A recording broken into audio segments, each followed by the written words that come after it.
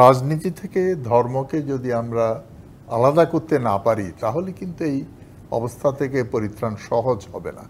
সুতরাং রাজনীতি আর ধর্ম আলাদা থাকা দরকার।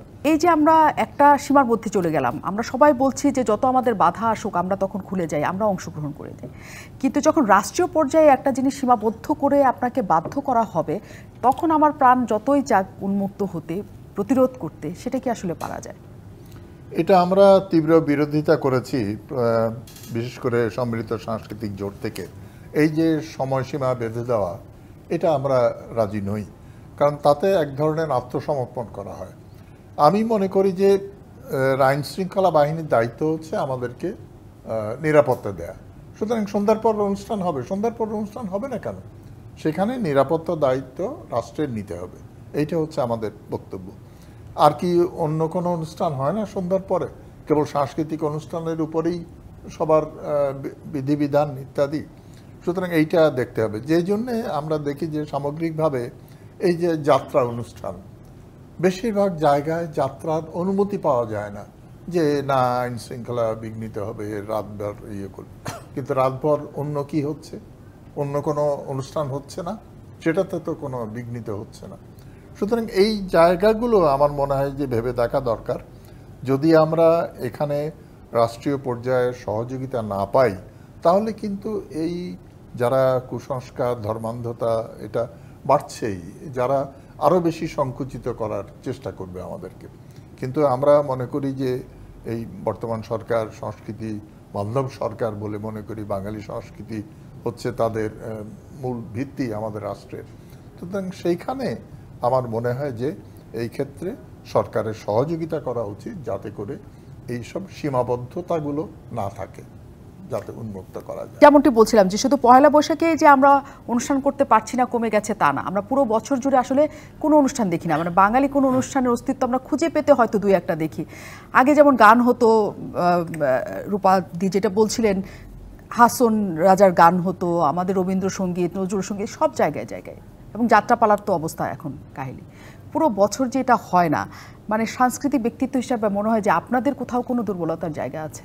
না, আমি এটার সঙ্গে একমত নই যে সারা বছর ধরে কিছু হয় না। অবশ্যই হয়, তবে বেশিরভাগই ইনডোর হয় আর কি, বিভিন্ন হলের মধ্যে। কিন্তু বাইরে যেই চর্চাটা হওয়া দরকার সেটা হয়তো তার খামতি আছে।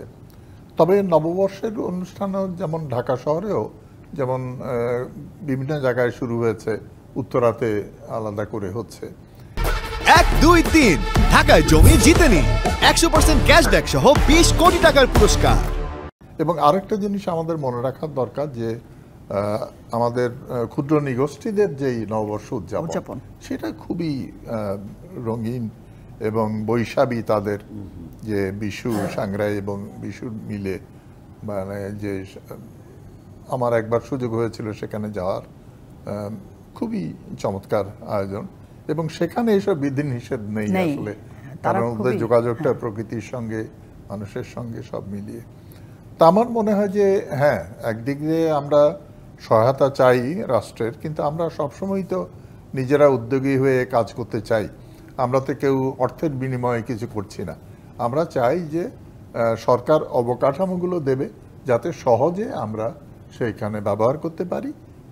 এবং আরও ধরুন ঢাকা শহরের কথা, ঢাকা শহরে এত মানুষ, কিন্তু তার জন্যে কটা অডিটোরিয়াম আছে যেখানে অনুষ্ঠান করা যায়, বা কয়টা খোলা প্রান্তর আছে যেখানে করা যায়। সুতরাং সেই সব জায়গা বাড়াতে হবে, বাড়ালে গিয়ে চর্চা হবে। আরেকটা হচ্ছে যে যেটা আগে কথা হচ্ছিল যে বাড়ির ভেতর থেকে যে ইয়েটা হবে, আজকাল এমন হয়েছে অনেক পরিবারে মেয়েদেরকে গান বাজনা শিখতে দেওয়া হয় না, বাধাগ্রস্ত করা হয়, বলে যে এটা ধর্ম বিরোধী। সুতরাং আরেকটা জিনিস দেখা দরকার, রাজনীতি থেকে ধর্মকে যদি আমরা আলাদা করতে না পারি তাহলে কিন্তু এই অবস্থা থেকে পরিত্রাণ সহজ হবে না। সুতরাং রাজনীতি আর ধর্ম আলাদা থাকা দরকার। ধর্ম প্রত্যেকের ব্যক্তিগত জিনিস, সামাজিকভাবে পালন করবে, কিন্তু রাষ্ট্র কোনো ধর্মের প্রতি পক্ষপাত প্রদর্শন করবে না। এটাই তো আমাদের সংবিধানে তাই আছে। কিন্তু সেটা অবশ্যই যে ধর্মের রাজনীতি করেই তো কেবলমাত্র যে বাংলাদেশ তা নয়, আমাদের পার্শ্ববর্তী বিভিন্ন দেশেও পৃথিবীর বিভিন্ন দেশে ধর্মভিত্তিক রাজনীতি চাঙ্গা হচ্ছে, সেটা দেখছি। সেটাই একটা আসন্ন বিপদের কথা। 1, 2, 3 ঢাকায় জমি জিতে নিন 100% ক্যাশব্যাক সহ 20 কোটি টাকার পুরস্কার।